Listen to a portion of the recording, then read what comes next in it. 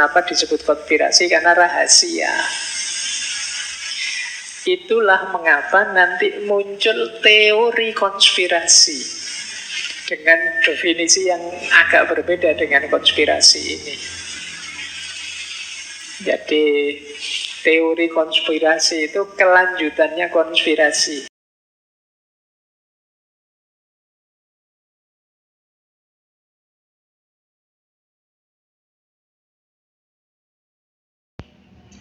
Assalamualaikum warahmatullahi wabarakatuh. Bismillah, mari kita mulai. Materi yang pertama. Sebelum kita ke teori konspirasi, kita ke konspirasinya dulu ya. Karena sebenarnya definisi konspirasi itu ya netral saja.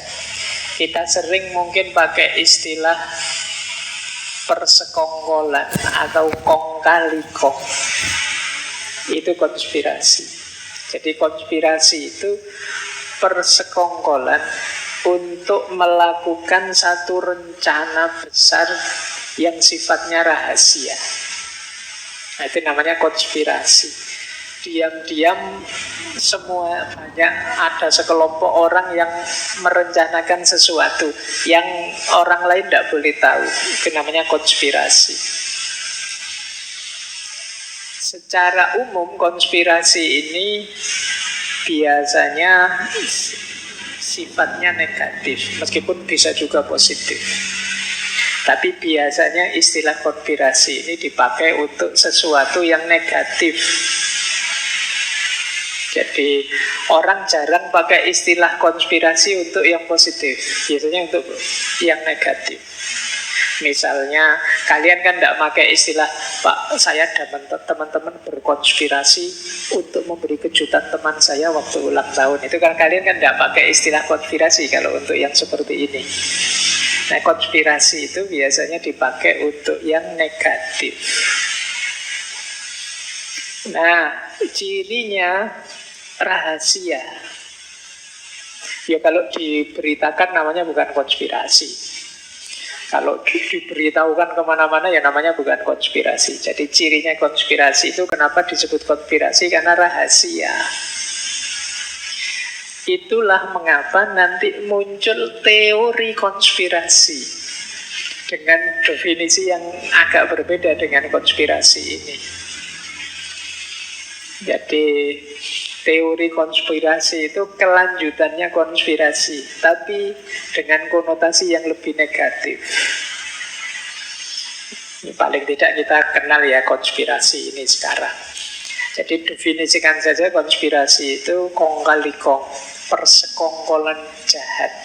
Nah, orang sering pakai istilah ini. Kalau sampai di sini masih netral. Nah, ini ada cirinya. Kalau teman-teman ingin mendalami istilah konspirasi, yang pertama pelakunya tersembunyi. Tapi biasanya kelompok konspirasi itu. Ada konspirasi untuk menjatuhkan pemerintah misalnya. Itu kan tersembunyi orangnya. Kalau tidak tersembunyi namanya pemberontakan. Nah, jadi biasanya kelompok, bukan orang. Jadi tidak orang per orang. Ciri kedua, tujuannya biasanya ilegal atau jahat. Jadi makanya tadi saya sebut ya istilah konspirasi biasanya tidak untuk yang menyenangkan, menguntungkan. Yang ketiga, melakukan hal-hal yang diatur sebelumnya. Jadi bukan melakukan hal-hal yang serampangan, ngawur, enggak. Dan yang keempat, direncanakan secara rahasia. Boleh kalian ingat-ingat pernah enggak melakukan ini? Kalau pernah berarti kalian sedang berkonspirasi. Saya dulu pernah misalnya ya, ini ya kenakalannya siswa saja zaman saya sekolah dulu pernah berkonspirasi gimana caranya agar gurunya tidak jadi ngajar. Jadi dulu saya zaman kuliah S1 ada dosen Yang kalau ngajar beliau ini dikte dengan catatan beliau sendiri. Nah, terus kami sak kelas bersepakat, yuk biar kuliahnya hari ini libur, ayo kita curi bukunya dosen ini. Itu beneran, itu jahatnya konspirasi. Jadi bareng-bareng kemudian diam-diam bukunya kita ambil, kita sembunyikan. Dosennya bingung, wah bahan ngajarnya kok hilang. Nanti ngajarnya pakai bahan apa, dan sukses akhirnya kuliahnya libur. Nah, ini sejenis konspirasi, persekongkolan jahat, diam-diam direncanakan, kemudian sifatnya negatif, bareng-bareng. Coba tidak bareng-bareng itu kebongkar pasti. Jadi itu cirinya konspirasi. Mungkin kalian juga pernah begitu ngerjain temanmu, itu kadang-kadang ya sejenis konspirasi juga. Jadi temannya lagi asik ngapain, sandalnya disembunyikan. Nanti lagi mandi, anduknya kamu bawa lari. Disepakati bareng-bareng, disembunyikan, jangan dikasih tahu. Nah, ini jenis konspirasi. Ya itu contoh sederhana, ya contoh besarnya bisa urusan-urusan besar. Nanti kita lihat ya, ada banyak contoh-contoh. Nah, dari konspirasi sekarang kita ke sini. Kalau teori konspirasi beda lagi ceritanya. Teori konspirasi itu kadang disetarakan dengan hoax, disetarakan dengan fake news, kebohongan-kebohongan.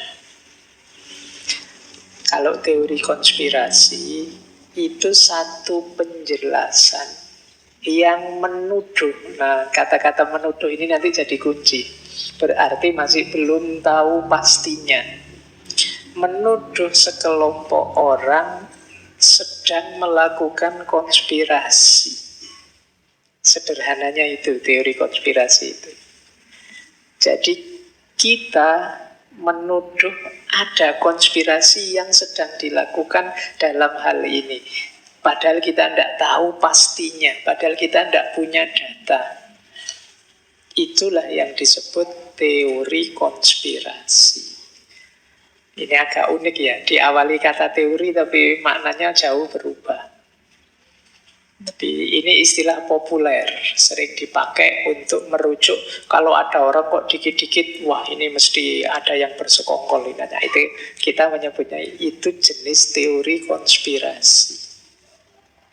Cirinya apa teori konspirasi itu? Yang pertama, diyakini meskipun tidak ada buktinya atau buktinya lemah.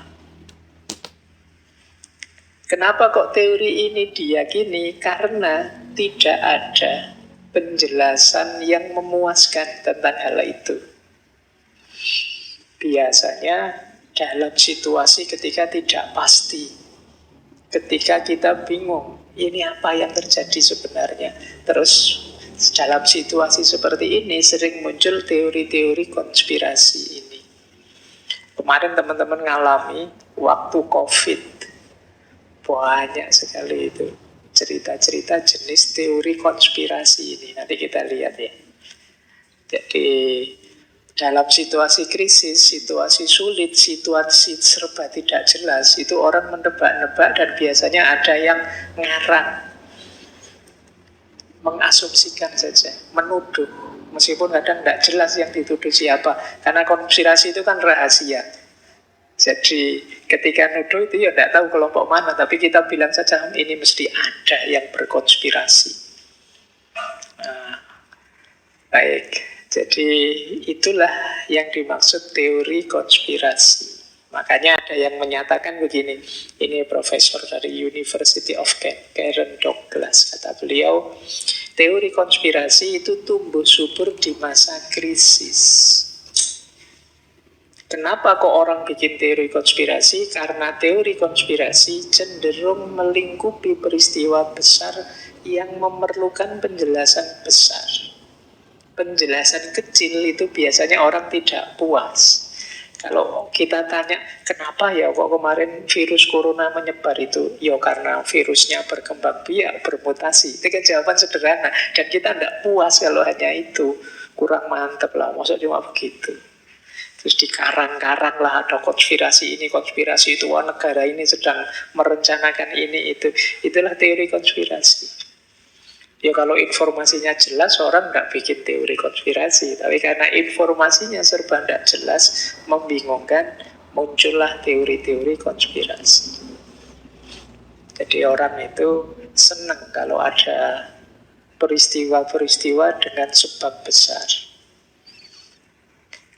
Nanti kita dalami sampai detail mengapa bisa begitu. Baik, jadi ternyata teori ini medan suburnya adalah situasi ngambang, situasi krisis, situasi tidak jelas. Maka kalian kalau menghadapi situasi seperti itu mulai waspada. Sebentar lagi mesti muncul macam-macam tuduhan-tuduhan jenis konspirasi ini. Apalagi lewat medsos. Itu saya kasih contoh beberapa ya.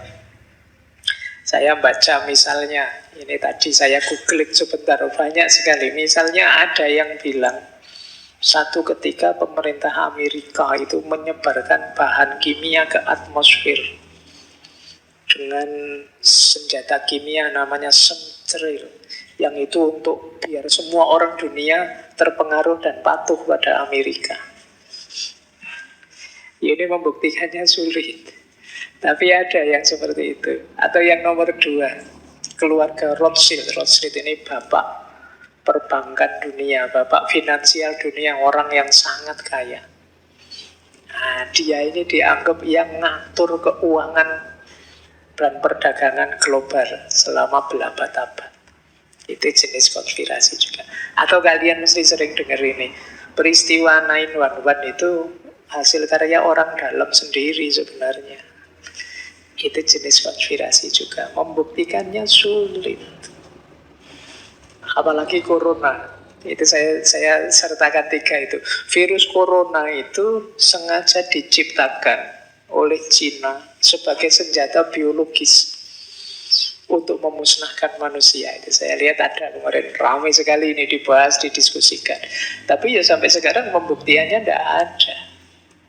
Itu yang disebut teori konspirasi. Atau ada tandingannya, mungkin dari Cina ini tidak terima kok saya dibikinkan fitnah bikin senjata biologis. Oh enggak, itu bukan Cina, Amerika. Jadi tentara Amerika itu membawa virus ke Wuhan. Harusnya Amerika, dari labnya Amerika. Itu jadi ini jenis-jenis teori konspirasi. Atau kemarin waktu vaksin itu ada, saya baca itu, Bill Gates itu sedang bikin vaksin yang sekaligus ada chipnya. Jadi nanti orang yang divaksin itu berada dalam kantornya Bill Gates. Dan itu ya kita kok ya setengah percaya gitu loh, ya gitu-gitu. Tapi ya memang kita itu seneng dengan berita-berita kayak gini, kan menarik. Daripada berita-berita simpel dan datar. Kalau ceritanya hanya virus corona semakin menyebar karena virus yang lama bermutasi, mutasinya karena iklim cuaca, kita kan tidak terlalu tidak menarik. Tapi lebih menarik, wow ini sedang pemusnahan global ini senjata kimia yang diciptakan tapi gagal. Kayak gini kita menarik. Jadi ini contoh-contoh. Ada lagi saya ambil contoh. Kalian mungkin pernah dengar namanya Illuminati. Wah itu ada apa saja. Ya saya tidak tahu, tapi memang organisasinya ada. Tapi kalau dalam sejarah organisasi ini tidak sekuat itu nanti. Tahun 80-an organisasi ini sudah bubar sebenarnya. Tapi ada peristiwa besar apa saja. Itu saya lihat di komen-komen medsos kadang-kadang, wow ini pengaruhnya Illuminati, Freemason. Dan itu istilah-istilah yang akrab sekali di telinga kita. Jadi dia ini yang menguasai dunia. Apalagi mungkin teman-teman lihat ada simbol mata itu kan. Wah setiap kali ada gambarnya mata kita curiga.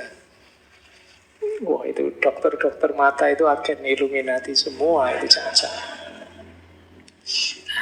Jadi ini salah satu contoh. Saya baca lagi ada yang sering sekali di berita ya. pendaratan palsu di bulan. Itu ada teori konspirasinya bahwa itu tidak di bulan beneran, itu NASA itu bikin panggungnya saja yang kayak bulan, terus disuting, disiarkan lewat televisi. Itu dalam rangka perlombaan luar angkasa itu melawan Uni Soviet saat itu.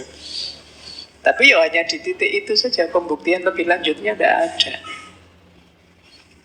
Yang paling menarik ini baru saya temukan, ada konspirasi bilang bahwa virus corona dulu itu menyebarnya karena jaringan 5G. Jadi itu kan awal-awal mulai ditemukannya jaringan 5G bareng dengan corona. Wah, dianggapnya itu sebabnya itu. Jadi lewat menara-menaranya, towernya 5G itulah virus corona menyebar. Dan itu enggak di Indonesia, di luar negeri banyak yang percaya. Banyak menara-menara telekomunikasi dibakar. Di Inggris itu banyak ahli-ahli telekomunikasi, ada 40 insinyur yang diserang. Karena dianggap ini penyebabnya mereka ini mengembangkan teknologi 5G. Sehingga virus corona menyebar. Ini contoh-contoh ya yang serius.